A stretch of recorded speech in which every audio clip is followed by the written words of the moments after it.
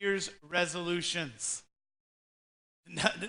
There's like 3 people raising their hands.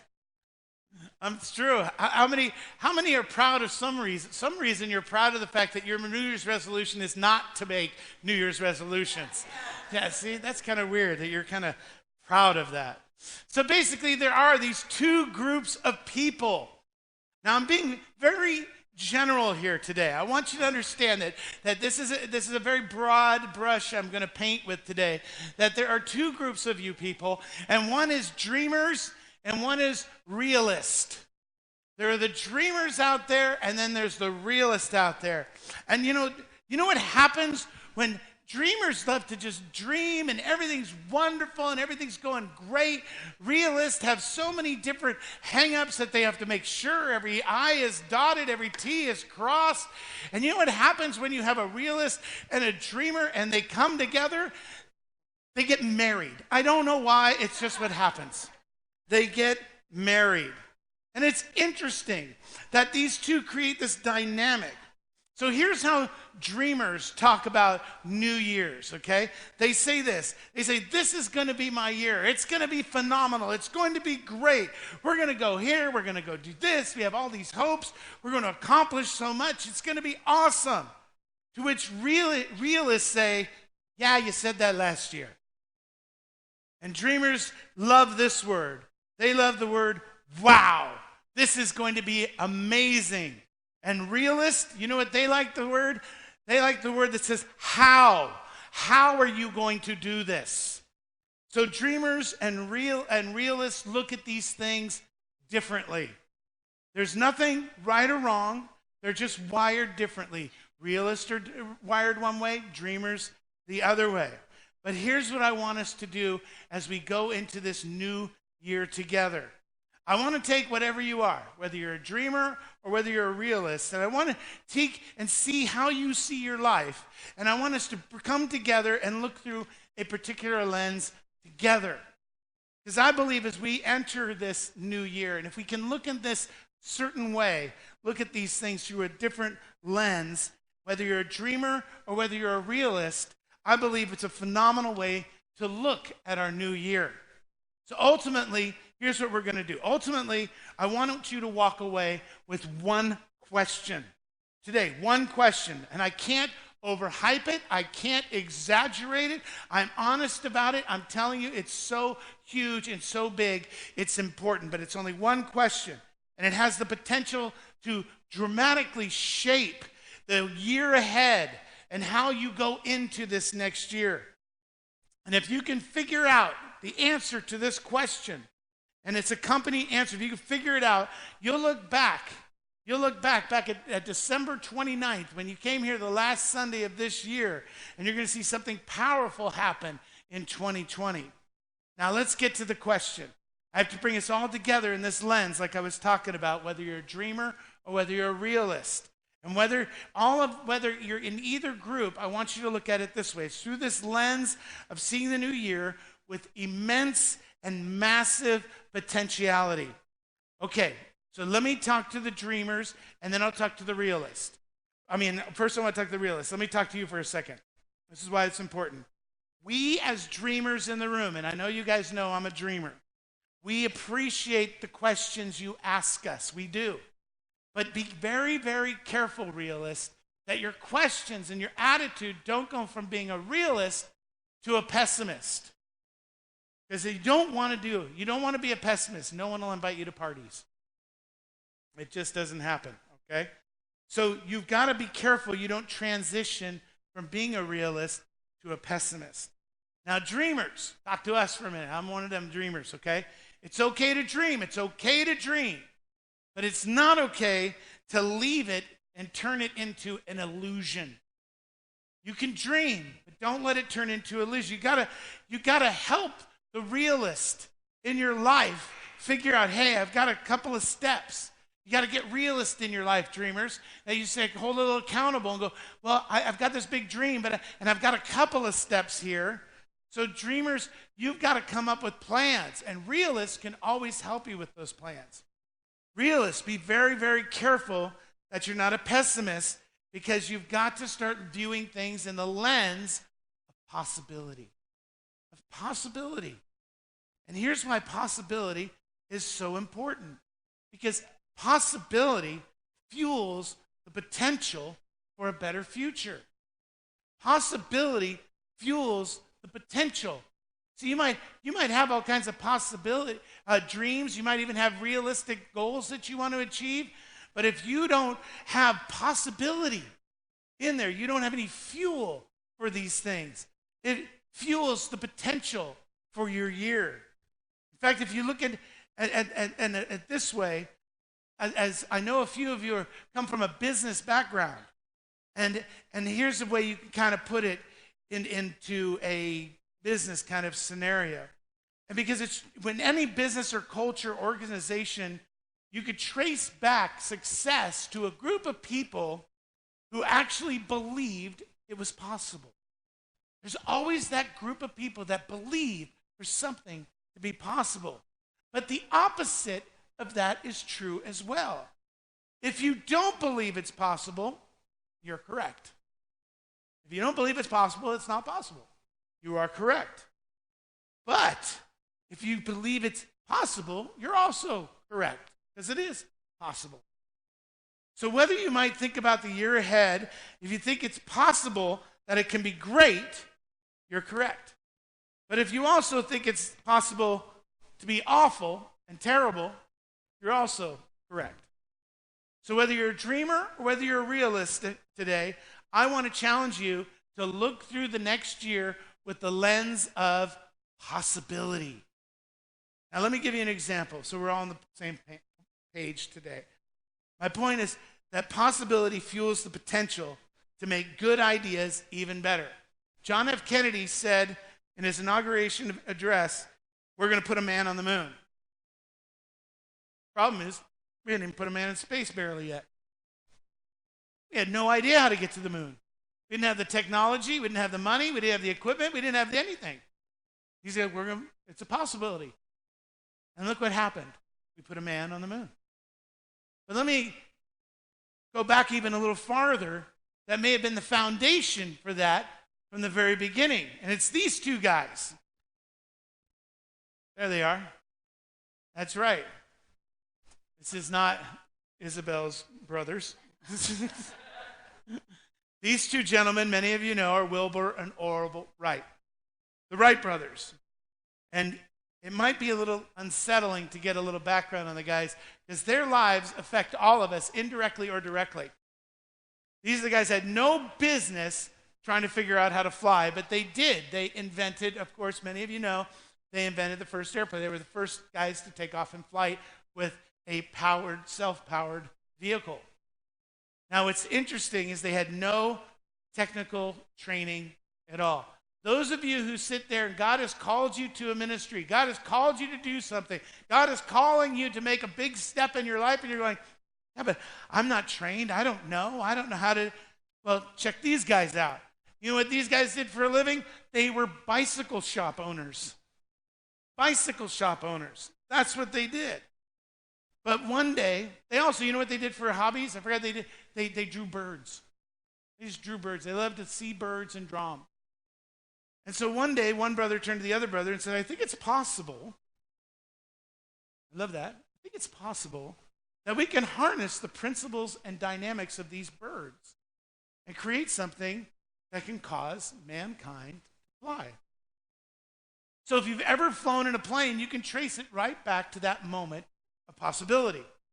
In this amazing book by David McCullough, it's called The Wright Brothers, he said this. He said, the fact that these guys had no business figuring this out, I love this. He said, in no way did any of this discourage or deter Wilbur or Orville Wright, any more than the fact that they had no college education, no formal technical training, no experience working with anyone other than themselves, no friends in high places, no financial backers, no government subsidies, and little money of their own, or the entire real possibility that at some point they could be killed.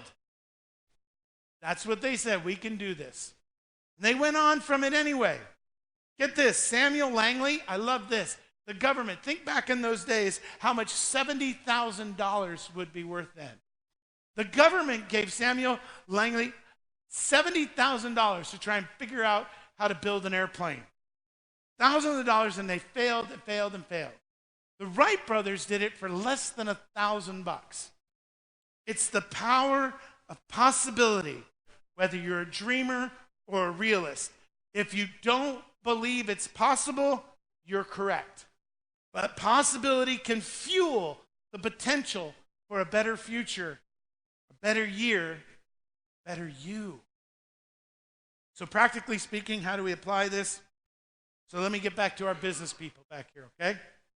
Tomorrow or this week, if you're still in business, maybe you're retired, but you have a people, I want you to talk to your people and lead them in this way. You want to own a space in the land of possibility, but you lease a space in the land of reality. So own a space, own the building of possibility, and just lease that one in reality. Now, I'm not saying you should deny reality. I'm not. Please hear me. If you're a business owner and you run your business, as a leader, you have to define that reality. I understand that. But don't let reality define you.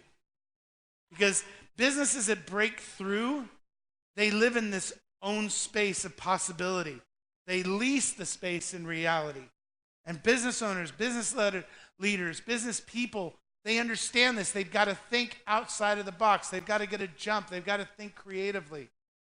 So let me ask you this question, all of us.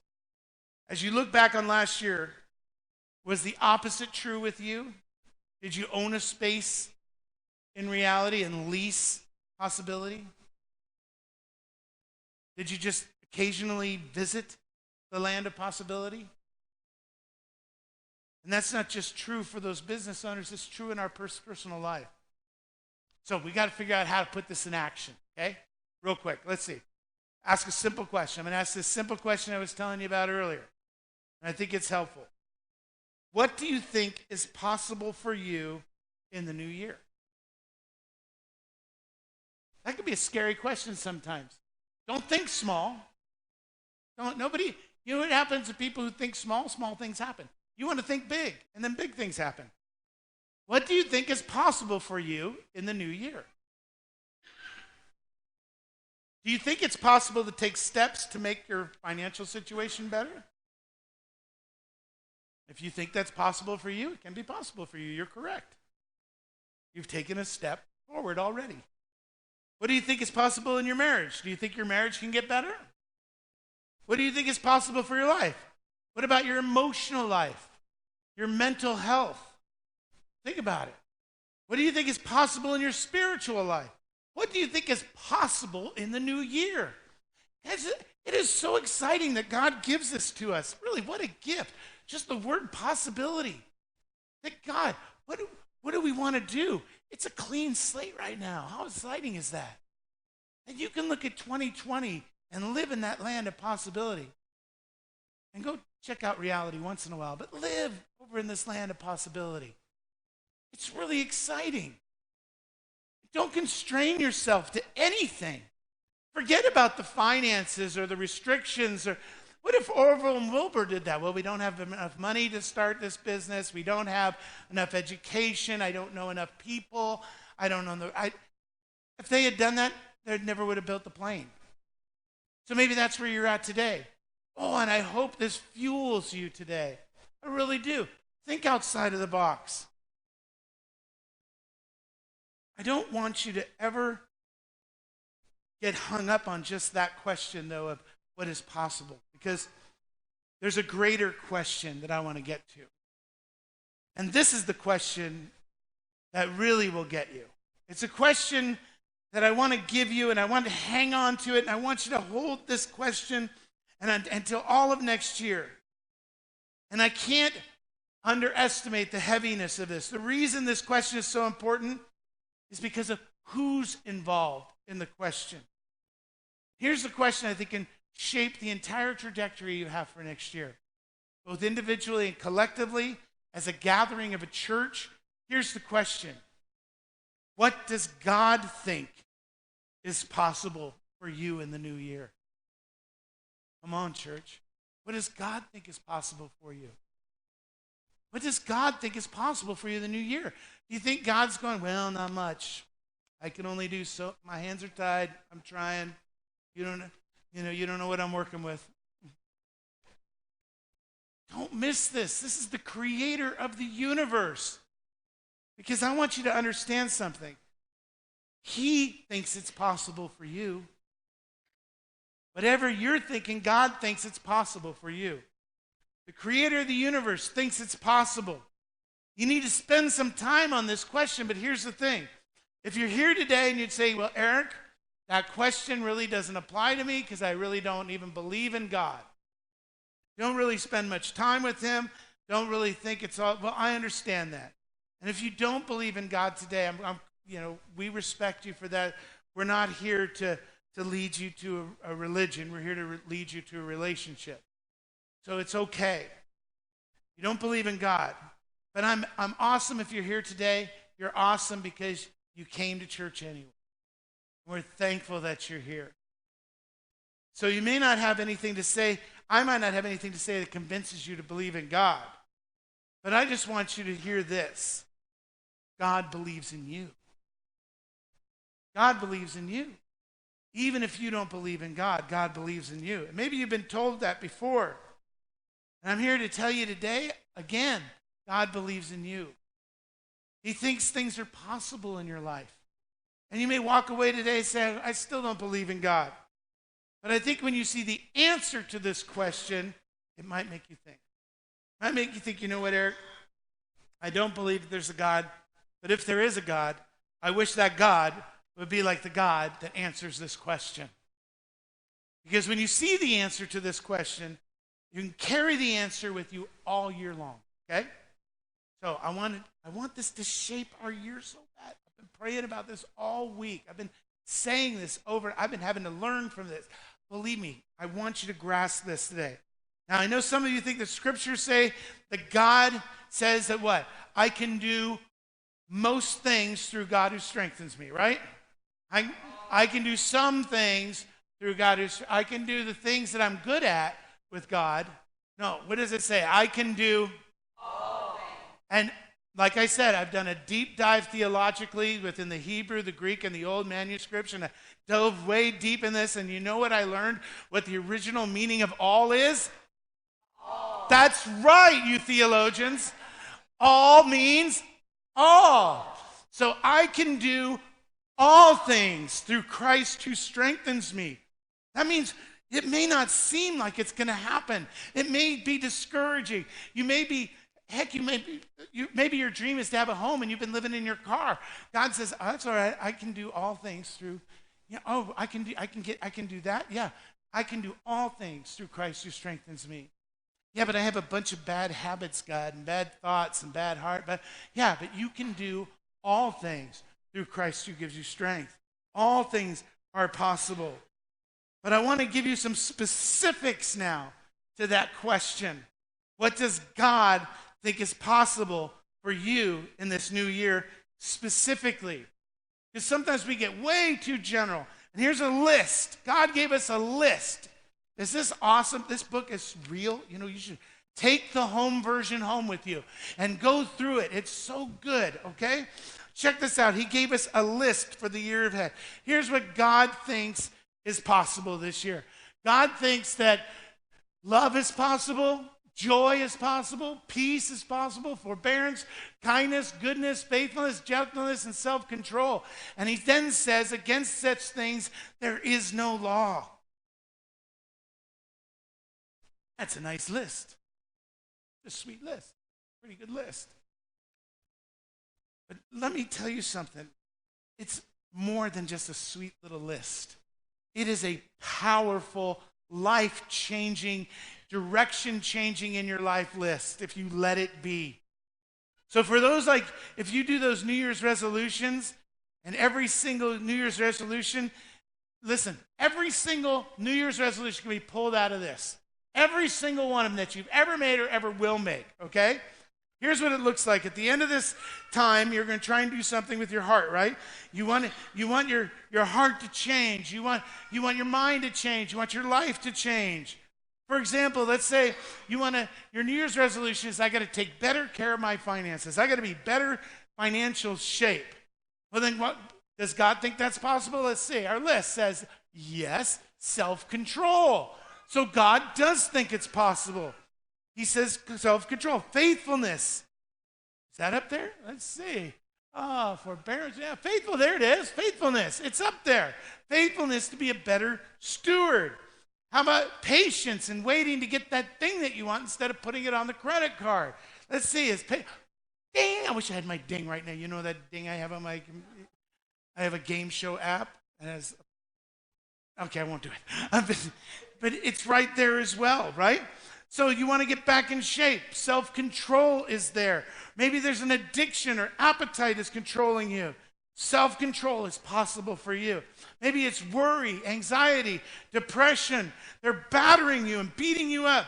God believes there can be joy and peace and love, and it's all available. The possibilities are amazing. Maybe it's patience. You're just impatient with people in your life. God believes that patience is possible for you. It's a staggering list. And you know what's awesome? Not only do you benefit from this list when you apply it to your life, but everybody else gets to benefit from it too. Nobody likes an impatient, out of control person, right? So let me share with you how God thinks this is possible, how it works, because those realists are still in here, okay? The book of Galatians, chapter 5 says, this is the fruit of the Spirit. Now, how do I know he thinks it's possible?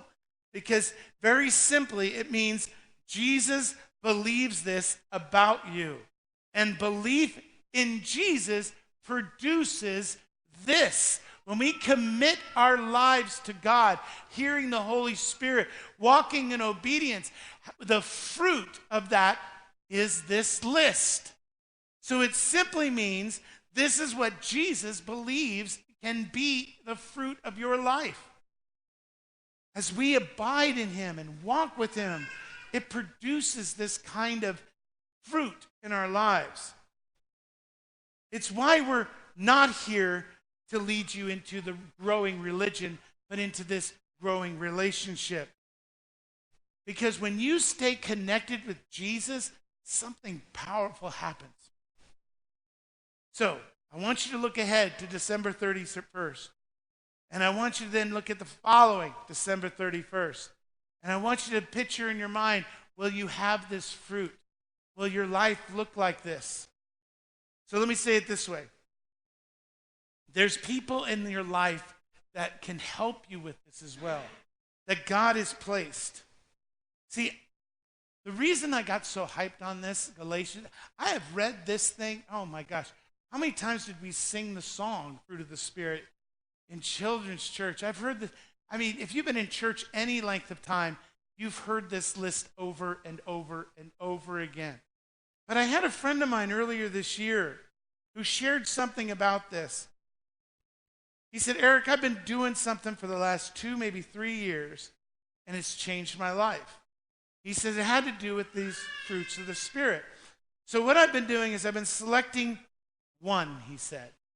I select one fruit of the Spirit, and I focus on that one for the whole year. Just that one.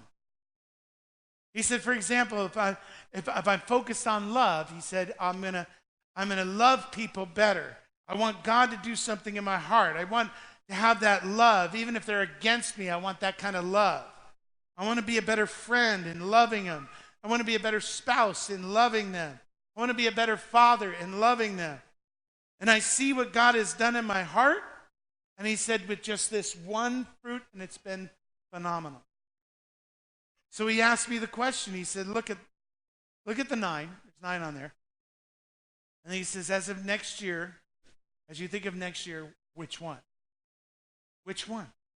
Which one are you going to focus on? And that was a great question. And here's the challenge. It's really hard because not just trying to pick one sometimes can be difficult. So let me give you 3 ideas on how you can pick one. Number 1, if you're married, you need to ask your spouse. And they might give you more than one, okay? But you tell them the preacher said one, just one, okay? Get off the list, one. If you're not married, you should still do this second one, even if you are married. Ask a friend or a group of people that influence you. Who are the people you hang out with? Who are the godly people that influence your life? Ask them. In fact, this week, if you gather together for New Year's with those you love, go around the room and maybe just ask, hey, I got this little list here. Write down all 9 words and just say, which one do you think I should focus on? Ask a friend, ask a group. Then ask God, of these 9, which do I need to focus on? And so here's your homework assignment. Number 1, choose one. Just choose one, please. Just choose one. Number 2, come back next Sunday. Come back next Sunday. Because here's what happens. My wife will share this with you every time, and she's been in the fitness gym 25 years? I mean, probably longer than 30. So 30 years she's been working at fitness gyms. And she'll tell you how these surges in December and January happen in memberships at the club. And then by February, March, April, it kind of dies off. But it probably picks up again as you get into the summer, right? Yeah, so it picks up. It's this big roller coaster. And what happens is people just lose interest. They lose their passion for it. They lose accountability for it. But what if you came back in the presence of God with the people that you shared with, the people that you talked to hear about that one? And you came back the next week. How you doing on that one?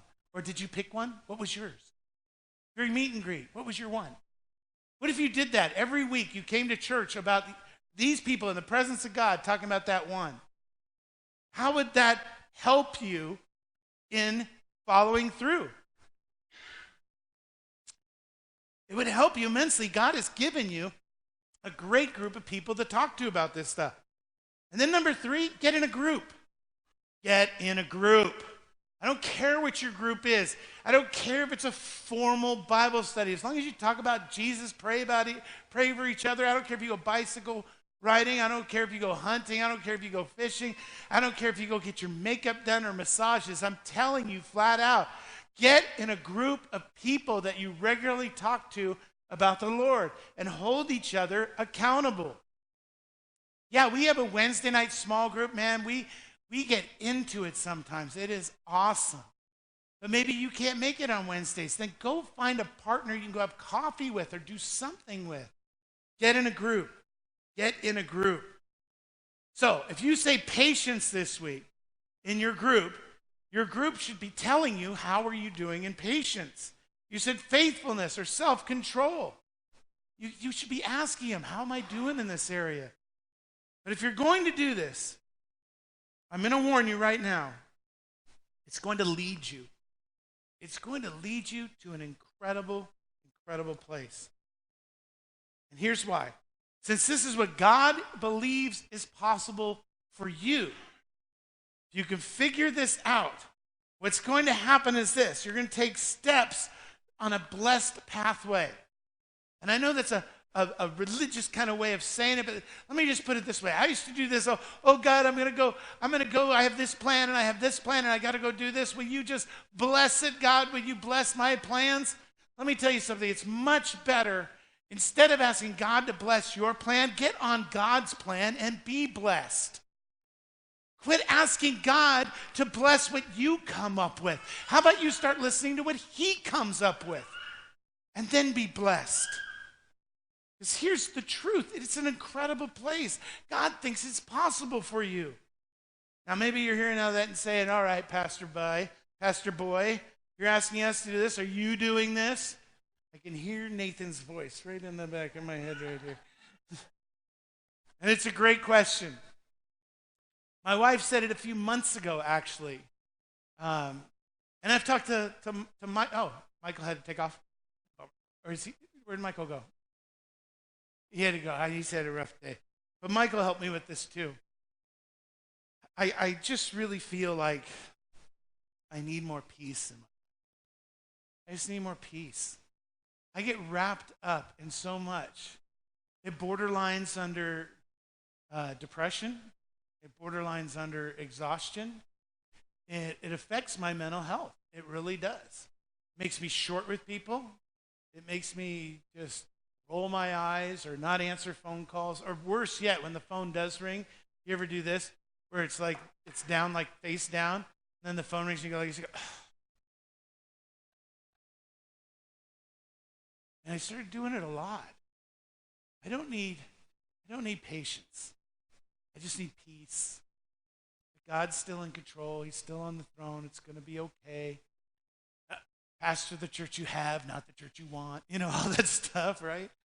And I grow. Don't worry about growing wide, grow deep. I mean, I've been trying to put all that in my head and in my heart. And this year, I am going to focus on. My wife is so amazing at knowing when we need to get away, and she will say, "We need to go away." We were just talking about it. We had to get away, go away, just go. But you know what? I don't want to be like that. I want to take those trips and I want to get away, but I want to just enjoy everything that I really enjoy in this church, which is you guys. I mean, I love this life. I love the life that God has put on me. There's no better job in the world, but there's also no more job that will just get to your heart. And I've talked about that before. So I just want that peace.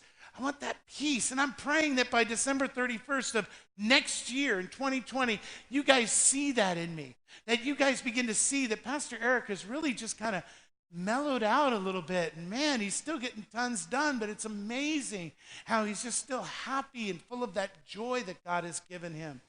It really is. One of my favorite, you guys know this, my grandmother's told me it a million times. It's good to laugh in the Lord. And, I don't want to cringe when I see the phone. I want to laugh. I don't want to laugh. You know what I mean. Deborah Hampton's calling me. I'm not going to do that. But that's really what I have to do. So yes, the answer is yes. I'm doing this too. I'm asking for God's peace in all of this. So that's one. I want there to be peace in my soul. So now, how do I do this stuff? How do I make sure I have peace in my life? Well, the first thing I'm going to start doing is wearing a Grateful Dead tie-dyed shirt. I'm going to start smoking a peace pipe every time we come. No, I'm going to start listening to New Age music. We need, what does it mean, really? How do I do this? And God gave me a perfect word picture for this. It's kind of how God speaks to me a lot of times in either, like I told you, in either Star Trek or a movie, or something like that. But this was kind of a picture in my head. And God, it was almost like God saying this, I'm ahead of you. And it felt like God saying, I wanted to finally talk to you about this, about these challenging days. And he said, Eric, don't ever forget this. He said, it's always going to be about Jesus. Always. And my dependence on him. And I really had that moment with him because I started thinking about how old I am. I don't know what happened. I mean, my wife says getting old is a competition, okay, against aging, and she decided to win. But when I turned 30, okay, and someday you will, Jimmy. Yes. Oh, you took the guns away. For those visiting, I don't normally have guns. Never mind. but think of 30, double that, still 60. You're okay, right? Turn 35, you're 70. That's all right. I turned 40, no big deal. I can make it to 80. But turning 55, 110? So I started thinking, with my financial, I started thinking, I'm on the other side of my life. I'm on the other side. And it started to make me feel like I was done. You know what I mean? All the best is over. All the fight is over. I mean, how am I going to, at 55 years old, be excited and moving forward and thinking of the history of this church and how am I going to do this? How am I going to still have passion? How can it still, it just started bumming me out. So I asked God, I said, well, God, I'm 55. What's the plan? And God very clearly said, the plan is Jesus. That's it. And when Jesus is your greatest plan, the best is always yet to come. When Jesus at 55 years old is my biggest plan for the next 55 years or more, it's going to be the best years of my life. I can't wait to keep moving forward. I'm excited because I have the creator of the universe that is just right there for me. The difference is I've got to be more desperate. I've got to be more dependent on him.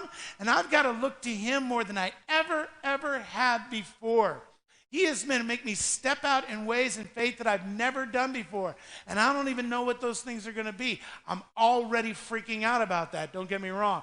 But I'm telling you, my plan, God's plan for me is Jesus. I've got to cling to him every single day.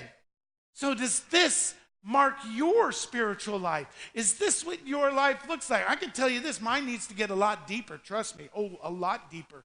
Okay, but so does yours. All of us can do better in this, right? We can depend on God more.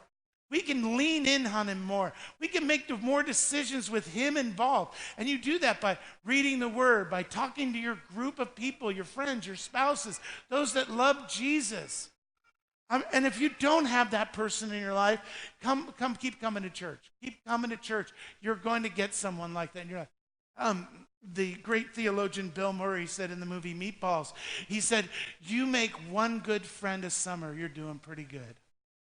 You make one good friend a year in your spiritual life, you're doing good. How desperate are you for Jesus? Have you been just coming to church, walking through the motions? Oh, yeah, this is where we do some songs.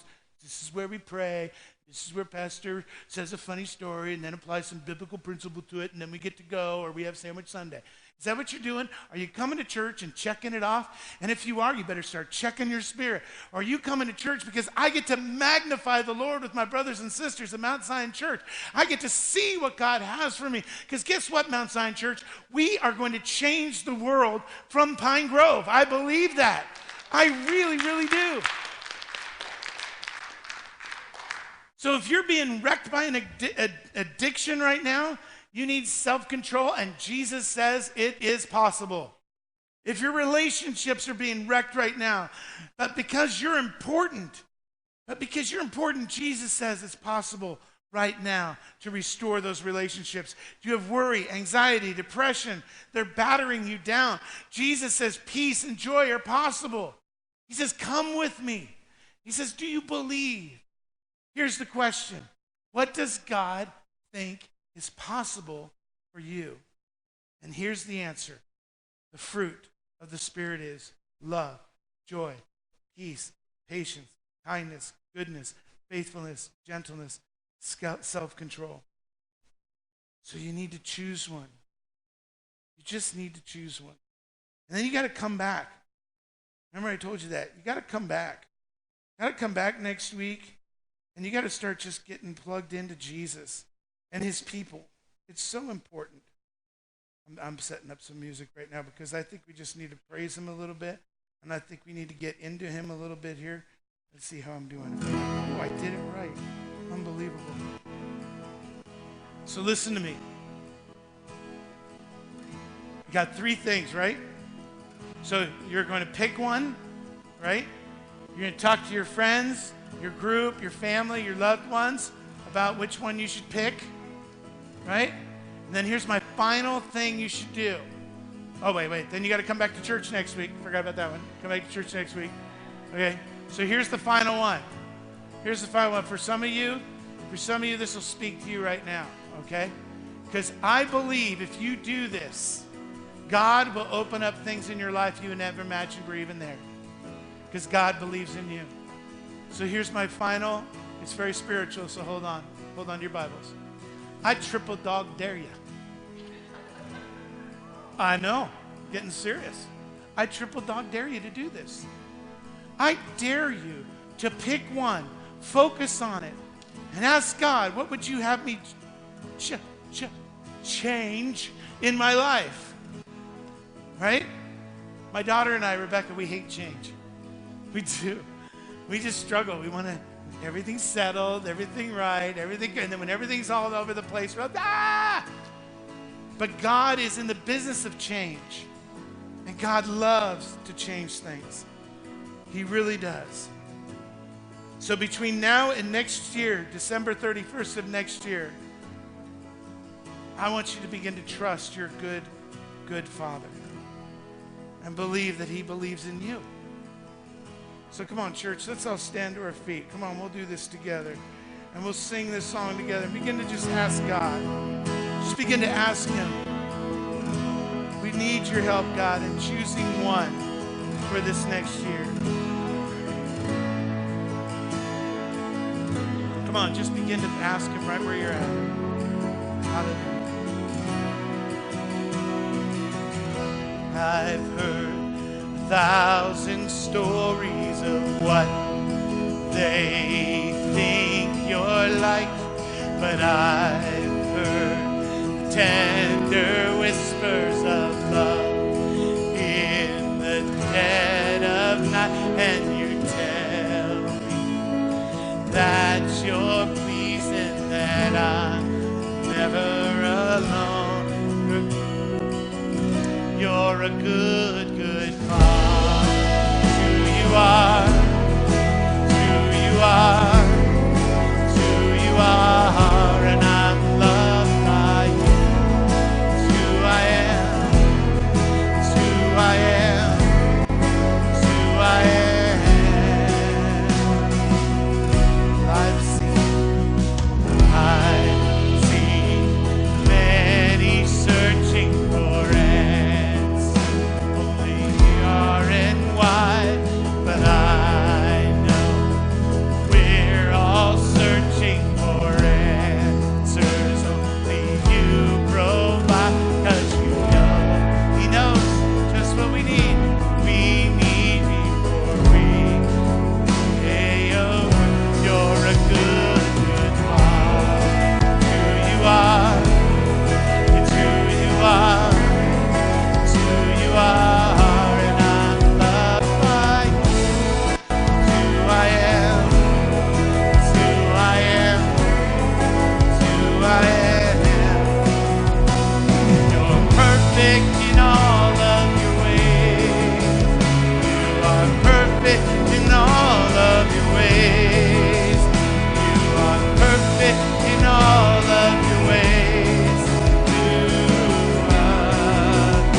Perfect God, you're perfect in all of your ways.